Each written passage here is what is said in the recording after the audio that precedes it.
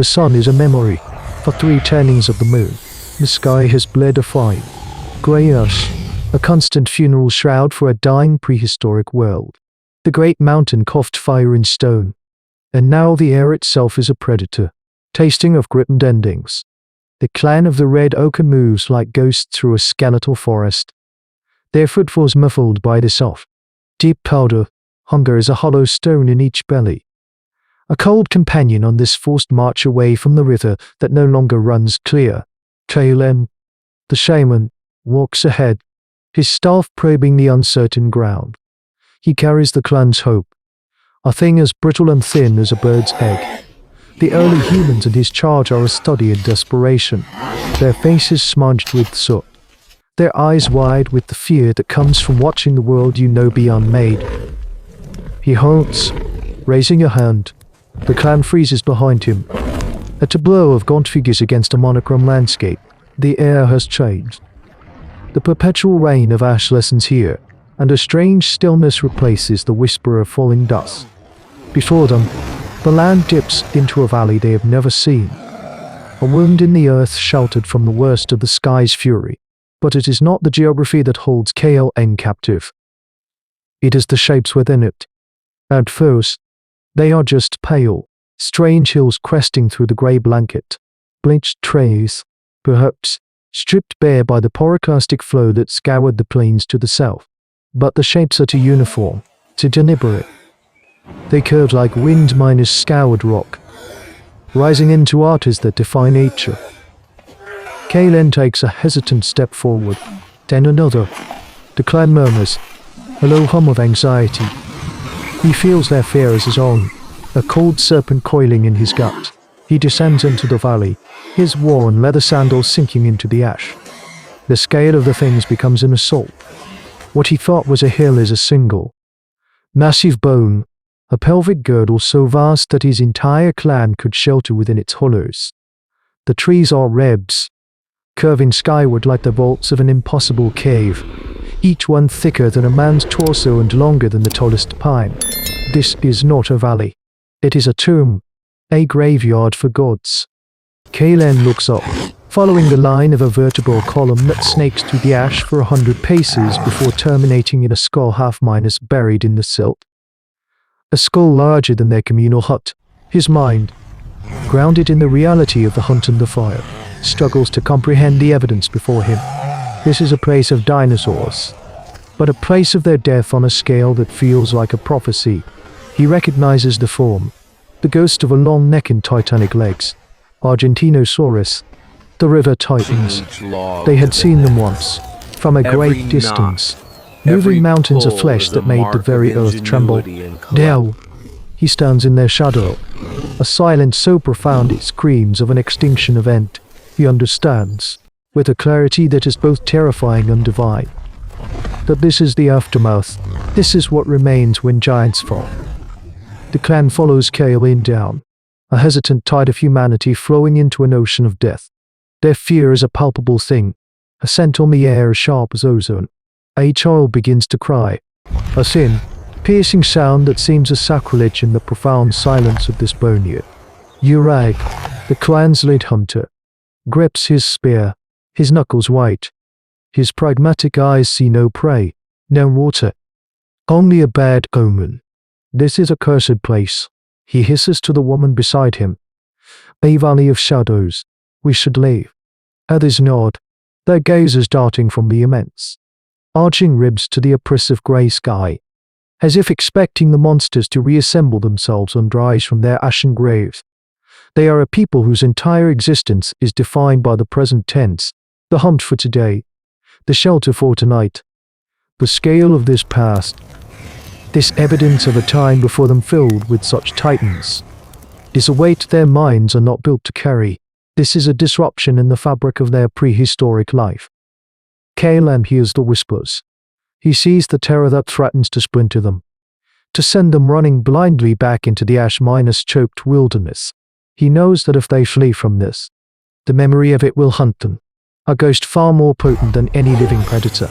His role is not just to find food, but to bind the spirit of the clan, to give them a story that makes them stronger than some of their fears. He walks deeper, to the base of the largest skull, a constrictor bone so massive it feels like a geological feature.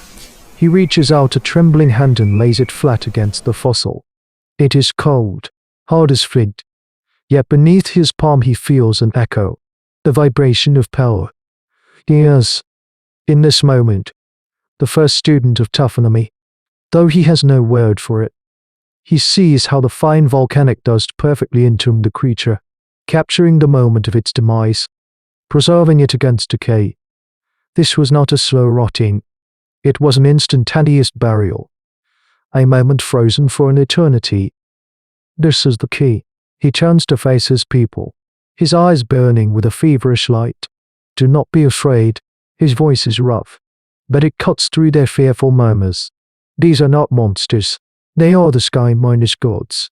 He points a dramatic, ochre stained finger at the titanic wreckage that soars above them, a natural cathedral of bone.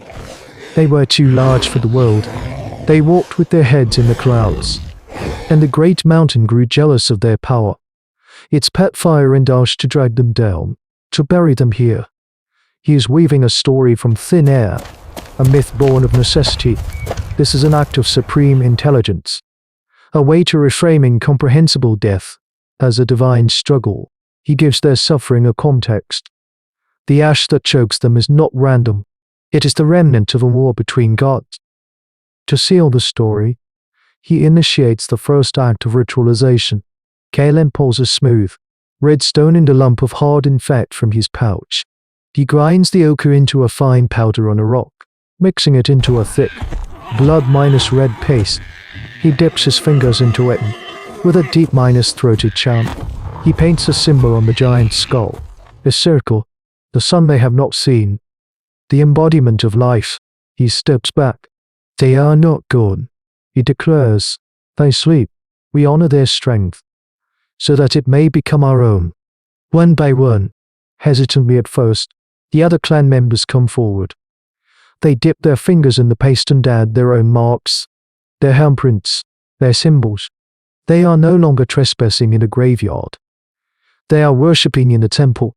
The fear has not vanished, but it has been transformed into a shared experience that binds them together. In the heart of extinction, they have found the seeds of faith, a critical step in their own human evolution. The red paste dries on the cold bone, a bloom of human meaning on a canvas of geologic time. The fear that had paralyzed the clan has not vanished, but it has been given shape and purpose.